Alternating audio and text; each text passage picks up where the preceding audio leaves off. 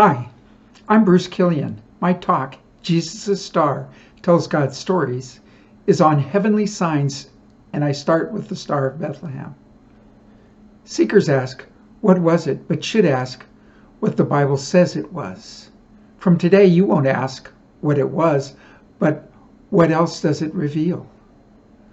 To the scrutinizing Christian, it's an enigma. Was it an angel, a miraculous star, a comet? Did it stop by retrograde motion? Buckle up. This is a crash course on heavenly signs. With programs, we can study the sky from any location on Earth throughout history. I'm adept in science and the Bible. My dissertation was on biblical chronology, which is key to unlocking this mystery. A punctual star paints pictures, tells stories, and even projects movies. God calls them signs. He made the sun, moon, and stars for signs. Signs occur precisely. One finds no sign on a wrong day or at a wrong hour. God marked the transitions of Jesus' life with heavenly signs. The heavens declare the glory of God. God prepared a star, and we can know what, when, where, and how it led. The heavens scheduled Jesus' arrival. What star did the Magi see? The wise men saw his star. What was his star? Jesus identified it with his last words. Jesus said, "I am the bright morning star." What star is it? Scripture calls planets wandering stars. They knew of Mercury, Venus, Mars, Jupiter, and Saturn. They wander and are brighter, visible after sundown before the other stars, and in hazy conditions. Mercury and Venus are never visible in the middle of the night, but only near sunrise and sunset. They are the morning stars or evening stars. Venus is the brightest star, so Jesus' star is Venus. The wise men saw Venus rise. They used the unusual word Anatole for rise, meaning to rise just before the sun, a heliacal rise. Most stars hide for some days, then annually rise heliacally in the east at dawn. The wise men used Anatole to describe how on 2 occasions Venus rose. Venus rises heliacally every 1.6 years. The careful observer can see it 4 minutes before sunrise. A sign is often a picture. God uses planets and constellations as connect the dots pictures to help tell stories. One such constellation is Leo, Latin for lion. See the picture. Venus and a vertical line of planets appeared suddenly between Leo's feet. The wise men interpreted this picture with the famous messianic prophecy, Judah is a lion. The scepter shall not depart from Judah, nor a ruler's staff from between his feet, until tribute comes to him. The Magi brought the Lion of Judah tribute. More scriptures also describe this sign. The planets were so close to the horizon, the atmosphere changed their color. As the setting sun is red or the rising moon golden, the planets in the scepter were golden and Venus rosy. So they came for a Jewish king. But why did they look for a baby? The Bible book of Esther was a script for the movie the Magi watched. The main actors had Persian planet names. Esther means Venus, Haman Mercury, Mordecai Mars, Ahasuerus, the title Lion King. Leo is the lion and Jupiter the king. The names help the Magi follow the sky scenes in the ancient movie script. God projected this play with stars. The king's court was at Leo's feet, and the actors entered at the horizon. The vertical golden scepter appears in the middle of the movie.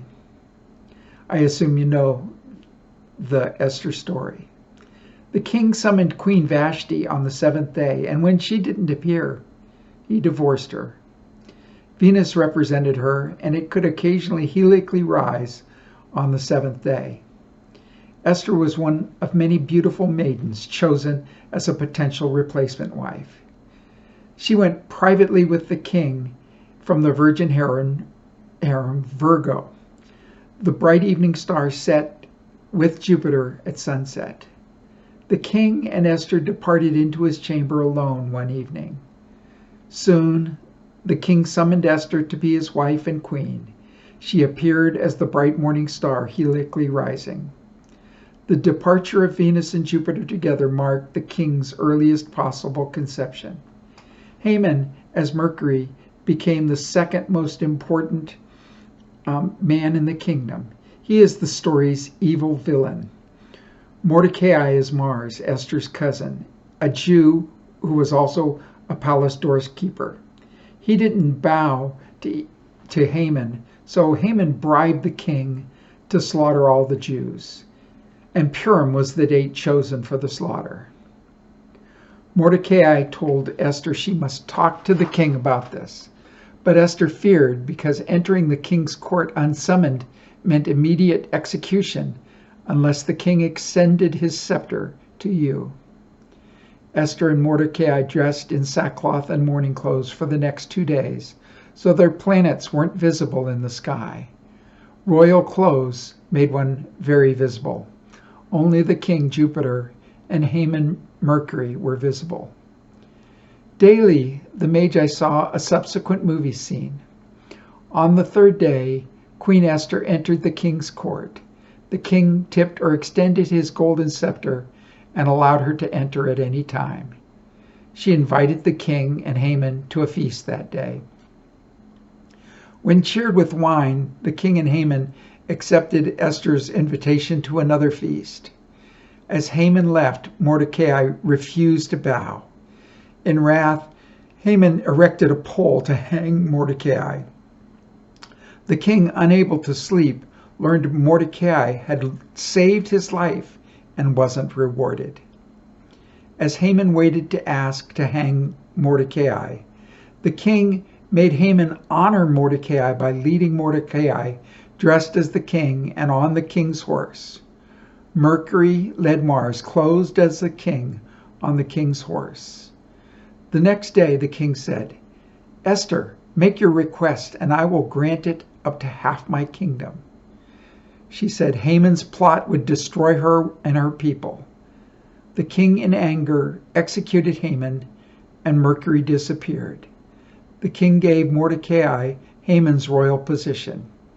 Many details point to Jesus as King of Kings, who would rule forever, but his conception was depicted. To find a king. Joseph and Mary stayed in a cave in Bethlehem because the inn was full, so Jesus' birth was secret. No innkeeper, midwife, or drummer boy. Why were the shepherds told? The Levite shepherds inspected sacrificial animals and certified Jesus was without defect. The shepherds proclaimed abroad the news of the Savior and Messiah's birth, and all who heard wondered. Many sought him because Israel longed for the Christ, but no one found him. If anyone else found a newborn boy, Herod would execute him. Shepherds were poor. Some stole to make ends meet and were forbidden to testify in court because they lied. Knowing Herod's murderous ways, the Holy Family hid when the shepherds left. Many, including Herod, investigated the shepherds' report, but concluded the shepherds lied. Remember the boy who cried wolf. The wise men arrived in Jerusalem 19 months after the signs, shortly before Venus's subsequent heliacal rise. Hence, they were sure the king was born. King Herod asked when the star appeared, confirming Anatoly means heliacal rise. Herod assumed it marked his birth. Venus is the day star. Near its heliacal rise, one can see it all day long, even at noon. Peter spoke of it. The wise men in Parthia saw Venus rise and go before them, setting in the late afternoon in Jerusalem's direction.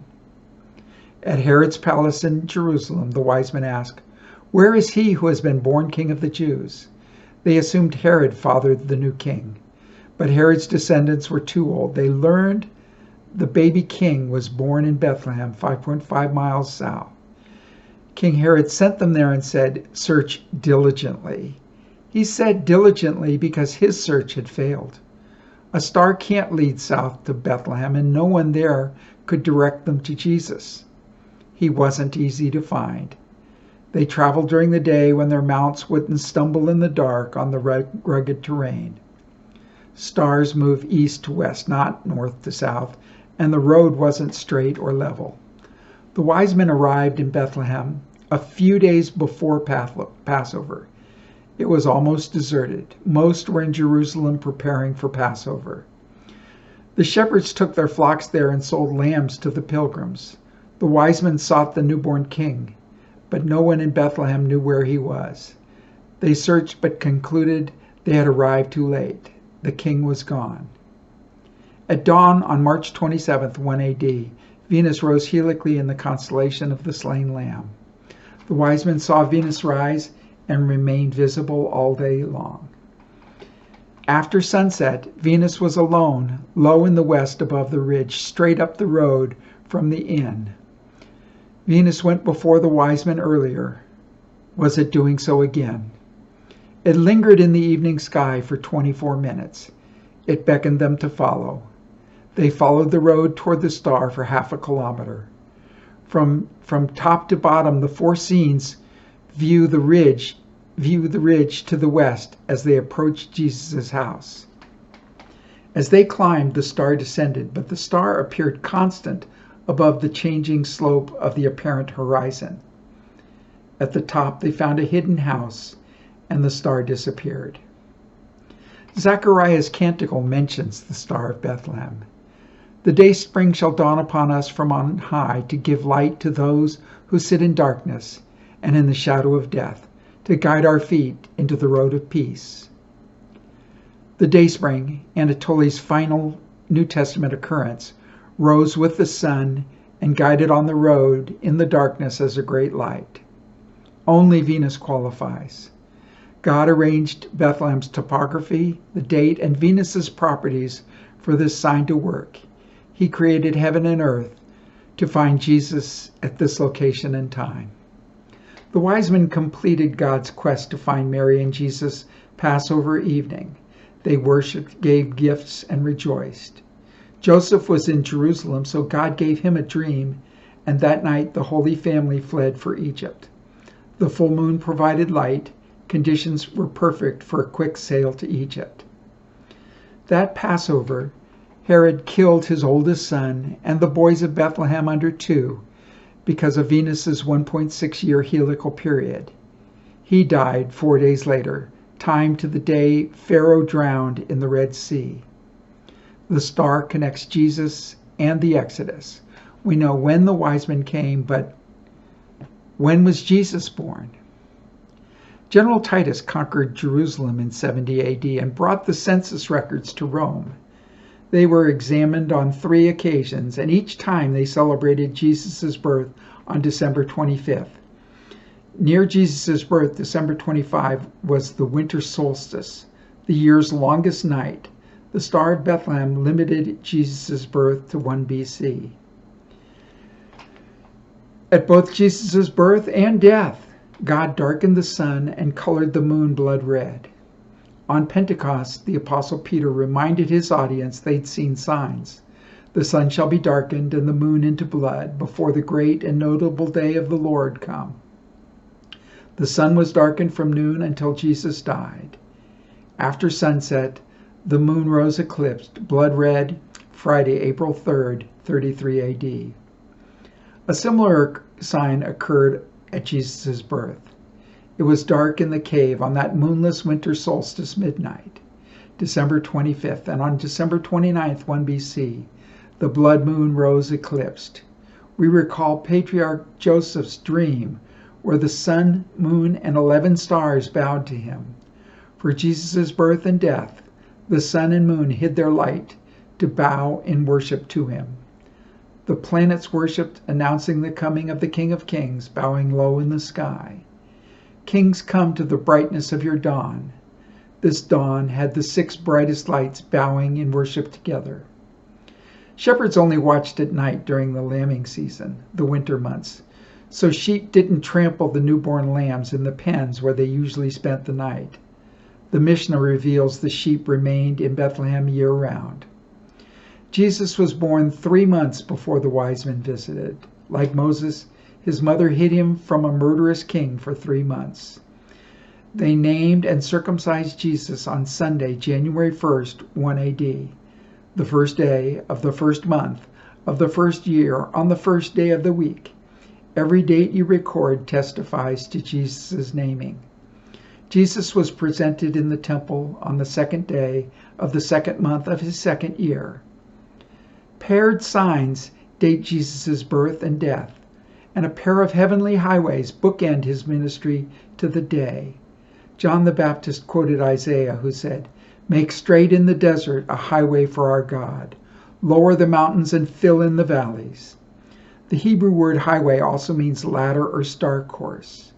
John the Baptist identified Jesus as the Lamb of God, and John and Andrew approached and asked, "Where do you dwell?" Jesus said to them, "Come and see." 2 days later, he told his first disciples, "Amen, amen, soon you will all see heaven opened and the angels of God ascending and descending on the Son of Man." Jesus' vow harkened back to Jacob's dream of angels ascending and descending a ladder on earth, reaching to heaven. The following evening, on their way to a wedding in Cana where Jesus changed water into wine, his first miracle, Jesus and 6 mostly teenage men saw where Jesus dwelt. They saw a straight highway, leveling mountains and valleys to heaven. Venus marked Aries, the slain lamb, the Lamb of God, only the evening that day works. The 40th evening from Jesus' resurrection, he returned to where he dwelt. It was 2 years, 2 months, 2 weeks, and 2 days after John identified him on Purim as the one who would baptize with the Holy Spirit. This sky highway was less straight and upright, but it was a rare event occurring about once every 50 years. This sign is the only star sign that does not include Venus. But Jesus ascended on it and disappeared into the clouds. No angels ascended or descended, but 2 said, "Men of Galilee, why do you stand looking into heaven? He will come in the same way he went." God put precisely timed signs in the sky in stereo. Signs transcend language and reveal God's truth, beauty, goodness, simplicity, and plans. An epilogue. In 1531 AD, on the winter solstice, Jesus' birthday, Juan Diego, like the wise men, climbed a hill to the west to meet Mary at the top. He saw a line of 3 planets tipped to Virgo, marked by Venus's rise with the sun. This sign led a nation of human sacrificing cannibals to reject paganism and join the church.